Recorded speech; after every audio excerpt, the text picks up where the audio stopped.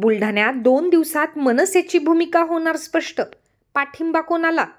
मनसेचा उमेदवार रिंगणात नसल्याने स्थानिक नेत्यांच्या भूमिकेकडे लक्ष. महाराष्ट्र नवनिर्माण सेना बुलढाणा जिल्ह्यात नगर परिषद निवडणूक रिंगणात उतरलेली नाही. जिल्ह्यात एकही अधिकृत उमेदवार पक्षाने दिलेला नसल्याने मनसेच्या भूमिकेकडे सर्वांचे लक्ष लागून आहे.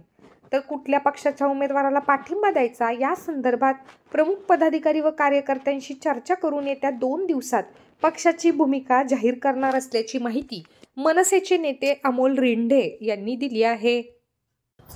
बुलढाणा नगर परिषदमध्ये आमचा उमेदवारी अर्ज भरलेला नाही आणि आमची जी उर्वरित जे उमेदवारांना पाठिंबा द्यायचा की नाही द्यायचा तर आम्ही आमची असा अजून अद्याप आमचा निर्णय झालेला नाही आणि आम्ही लवकरच प्रमुख पदाधिकाऱ्यांसोबत बैठक घेऊन पुढील निर्णय 2 दिवसात आम्ही कुठल्या उमेदवाराला पाठिंबा द्यायचा हे लवकरच महाराष्ट्र नवनिर्माण सेनेच्या वतीने जाहीर करू.